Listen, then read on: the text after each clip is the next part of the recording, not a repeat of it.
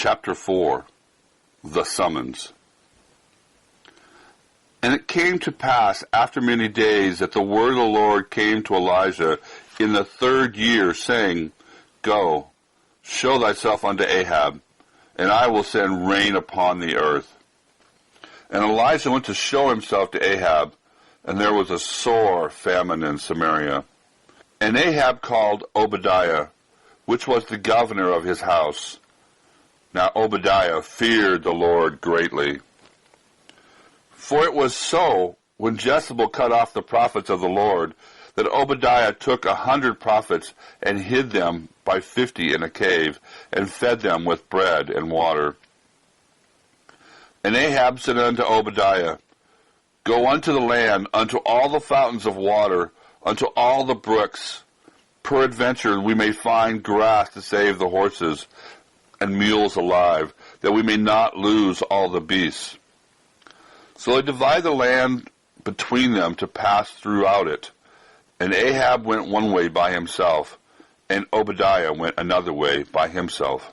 And as Obadiah was in the way, behold, Elijah met him. And he knew him, and he fell on his face and said, Art thou my lord Elijah? And he answered him, I am.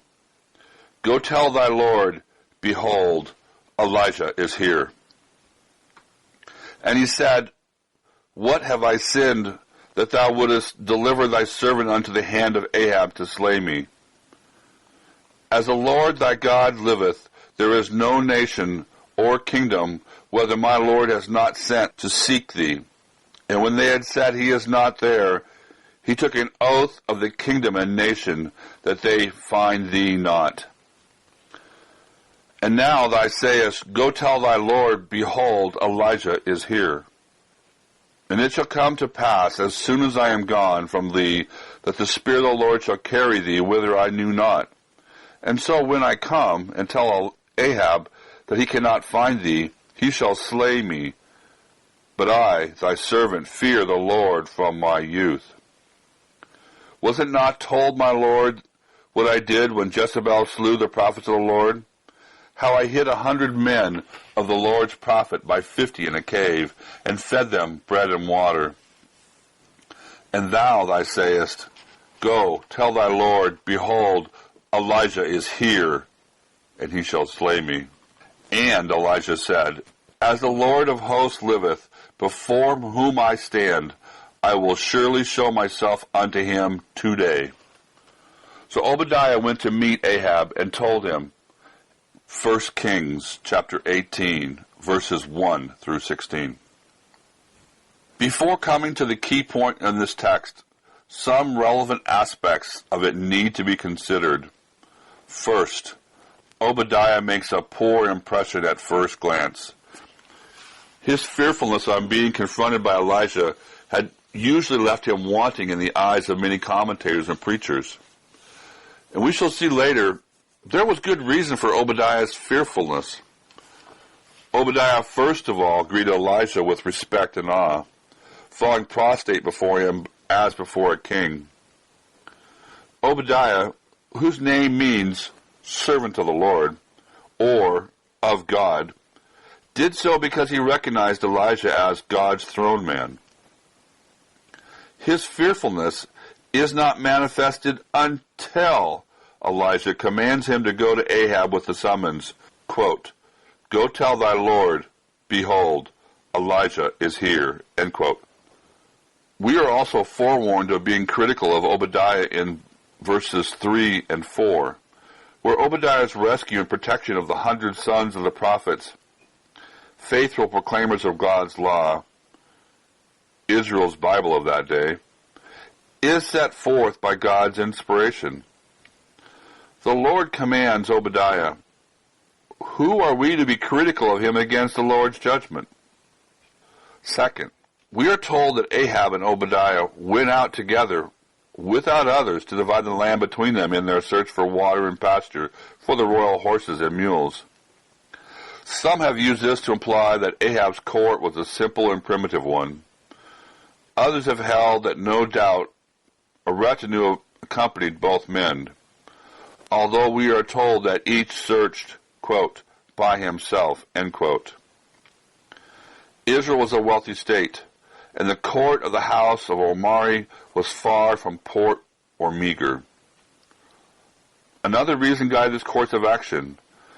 I recall being told the story of a wealthy sheepman in the western Intermountain area who had established his business in the early 1940s. A native of the area, he knew almost every rock and cranny of the mountains as few did. When the drought of the 1980s made his situation desperate, he went alone into the mountains to find untouched range with an intact water source, and then led his herder to that range without telling him or anyone else where they were going. Israel was full of dying livestock. Had Ahab taken a retinue, any surviving range would have been quickly preempted by desperate men anxious to save something of their herds. Then, by the time Ahab returned to Samaria, had his livestock driven to the range, nothing would have been left. Third, in this quest, Ahab trusted only Obadiah. This should not surprise us. Often in antiquity, tyrants turned to godly men for men and material in governing their realms. The Mongol Khans used Christians extensively while rejecting the faith. Nebuchadnezzar and Darius used Daniel. Nero used Christians in his household or his cabinet. Philippians chapter 4 and verse 22. Ahab was no doubt cognizant of Obadiah's ability and character and plainly relied upon him.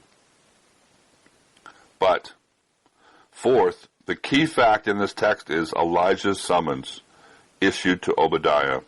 Quote, "Go, tell the Lord, behold, Elijah is here." End quote. We cannot understand Obadiah's shocked, fearful reaction unless we understand what this means.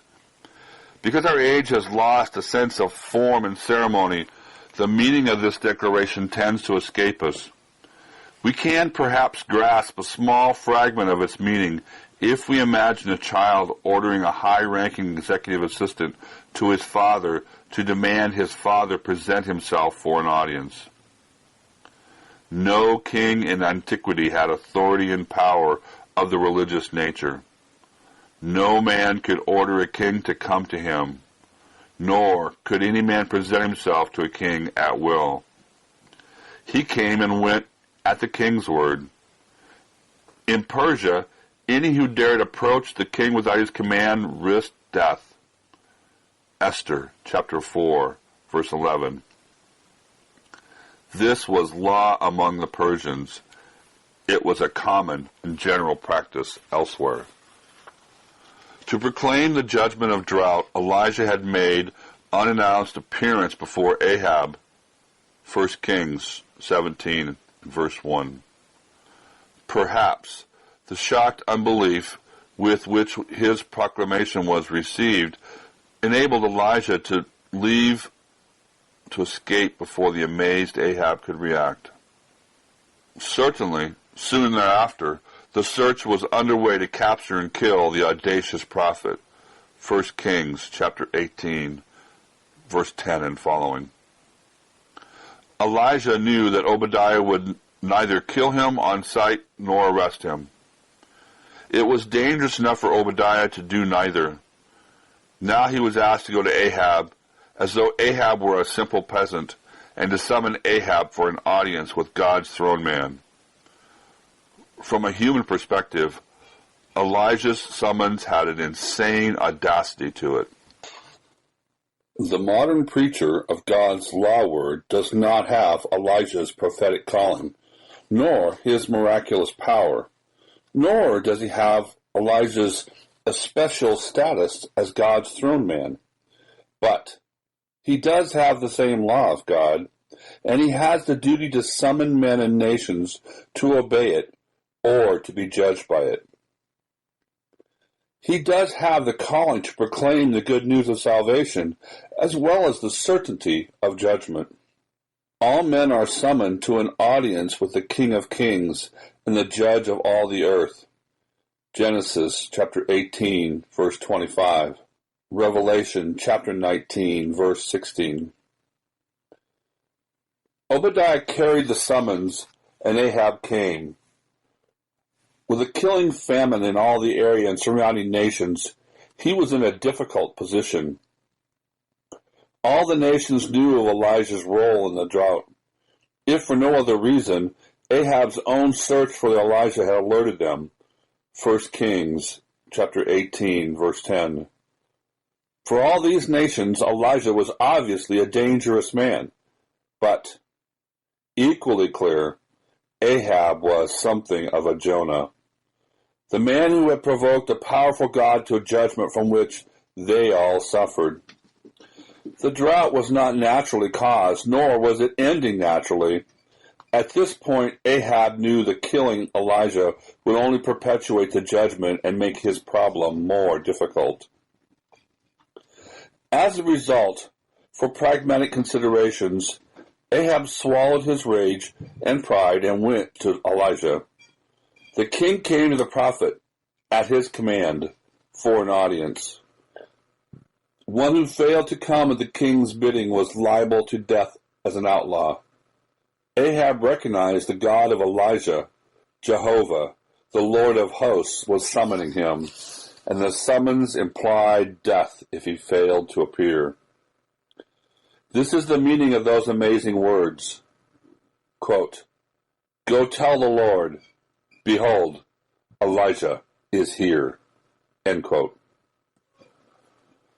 The word of the Lord of hosts is not a plea or a request. It is a summons, and it is the same as of old. I call heaven and earth to record this day against you, that I have set before you life and death, blessing and cursing. Therefore choose life, that both thou and thy seed may live. Deuteronomy chapter 30, verse 19.